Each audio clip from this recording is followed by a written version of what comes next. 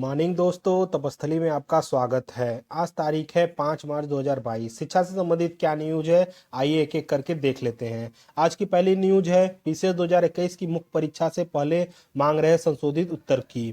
प्रयागराज से न्यूज है, Allahabad high court में याचिका दाखिल होने के बाद उत्तर प्रदेश लोक सेवा आयोग ने पीसीएस 2019-20 की प्रारंभिक परीक्षा की अंतिम संशोधित उत्तर की जारी कर दी, लेकिन प्रतियोगी इससे संतुष्ट नहीं है।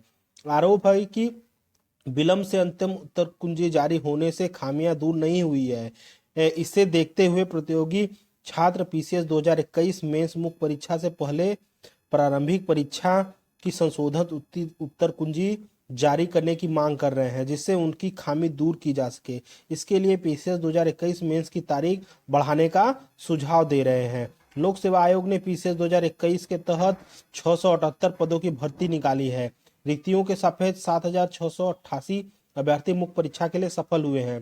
पहले मुख्य परीक्षा 28 से 31 जनवरी तक 2 सत्रों में होनी थी, लेकिन कोरोना संक्रमण बढ़ने पर उसे स्थगित कर दिया गया था। अब परीक्षा 23 से 27 मार्च तक कराई जाएगी। आयोग ने अभी प्रारंभिक परीक्षा की संशोधित उत्तर कुंजी जारी नहीं की है। प्रतियोगी छात्र संघर्ष समिति के अध्यक्ष अवनीश पांडे का कहना है कि पीसीएस 2015 में पहले बार कोर्ट ने आदेश पर उत्तर कुंजी जारी हुई थी। उत्तर कुंजी में गलत प्रश्नों को लेकर कोर्ट में याचिका दाखिल हुई थी, जो लंबित है। इसके बाद पीसीएस 2016 में गलत प्रश्नों को लेकर हाई कोर्ट ने परिणाम को दोबारा जारी करने का आदेश दिया था।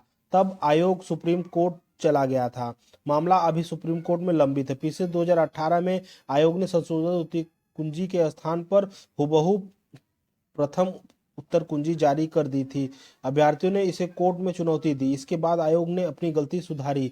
पीसीएस 2019-20 की संशोधित उत्तर कुंजी में याचिका दाखिल करने के बाद जारी की गई। हालांकि दोनों भर्तियों में उत्तर कुंजी काफी खामियां हैं। इससे पता चल रहा है कि आसानी से अभ्यर्थियों को अंदर बाहर किया जा सके। पीसीएस 2021 में ऐसा न हो, उसके लिए मुख्य परीक्षा से पहले संशोधित उत्तर कुंजी जारी करने के लिए कोर्ट में याचिका दाखिल की जाएगी, जिससे पात्र अभ्यर्थी मुख्य परीक्षा में शामिल हो सके। अगली न्यूज है, डिजिटल यूनिवर्सिटी के गठन की राह हुई आसान, ऑनलाइन मोड में एजुकेशन। दिल्ली से न्यूज है, उस शिक्षा के दायरे को विस्तार देने और उसे देश के अंतिम छोर पर छात्र तक पहुंच में लाने में जुटी सरकार ने फिलहाल ऑनलाइन ओपन एजुकेशन में जुड़े रेगुलेशन में बड़े बदलाव का मसौदा तैयार किया। इससे देश में गुणवत्तापूर्ण शिक्षा देने वाले सभी उच्च शिक्षण संस्थान अब ऑनलाइन ओपन एजुकेशन दे सकेंगे। वही प्रस्तावित डिजिटल यूनिवर्सिटी के गठन का भी राह आसान होगा। विश्वविद्यालय अनुसंधान आयोग की यह पहल राष्ट्रीय शिक्षा नीति की इस सिफारिश से भी जोड़कर देखी जा रही है। इसके तहत वर्ष 2035 तक उच्च शिक्षा में के सफल नामांकन दर को 50% तक पहुंचाने का लक्ष्य रखा गया है। मौजूद समय में देश के उच्च शिक्षा का जीईआर करीब 27% है, यानी लगभग 13 वर्षों में करीब दोगुना करना है। यूजीसी के फिलहाल ऑफलाइन और ओपन एजुकेशन से जुड़े रेगुलेशन में बदलाव के मसौदे को लेकर उच्च शिक्षण संस्थान राह मांगी है। कोई भी संस्थान या शिक्षाविद 15 मार्च तक ऑनलाइन अपना सुझाव दे सकता है। यूजीसी के प्रस्ताव में ऐसे सभी उच्च शिक्षण संस्थान को ऑफलाइन या ओपन कोर्स शुरू करने की अनुमति देने की बात है, जिनका नैक की रैंकिंग में स्कोर 3.26 तक है, या फिलहाल वह NIRF की रैंकिंग में शीर्ष संस्थानों में शामिल है। खास बात यह है कि अब सिर्फ इस रैंकिंग को हासिल करने वाले विश्वविद्यालय को ही यह अनुमति दी है, लेकिन नए प्रस्ताव मसौदे में सभी उच्च शिक्षण संस्थानों को शामिल किया है। इनमें स्वायत्त और निजी शिक्षण संस्थान भी है। इसके साथ ही इस मसौदे में ऐसे संस्थान को पाठ्यक्रम में बदलाव करने की छूट मिलेगी। हालांकि वे बदलाव सिर्फ 40% तक ही कर सकेंगे। यूजीसी से जुड़े सूत्रों को माने तो ऑनलाइन और ओपन एजुकेशन के रेगुलेशन के बदलाव इस प्रस्ताव पर अंतिम मुहर सभी सुझाव परखने के बाद लगाई जाएगी। गौरतलब है कि उच्च शिक्षण को सभी की पहुंच लाने के लिए सरकार ने हाल ही में बजट में डिजिटल यूनिवर्सिटी के गठन की घोषणा की है। यह देश की ऑनलाइन और ओपन एजुकेशन देने वाली संस्था का समूह है। अगली न्यूज है, अधीनस्थ सेवा चयन आयोग की भर्ती परीक्षा को रद्द करना सही। प्रयागराज से न्यूज है, अधीनस्थ सेवा चयन आयोग की भर्ती परीक्षाओं को रद्द करने के मामले में दाखिल अपील पर याचिका को राह नहीं मिली। हाई कोर्ट में एकल पीठ के फैसले को सही मानते हुए याचिका खारिज कर दी गई है। यह आदेश मुख्य न्यायमूर्ति राजेश बिंदल और न्यायमूर्ति पीयूष अग्रवाल की खंडपीठ ने विकास तिवारी व अन्य की याचिका को खारिज करते हुए किया है।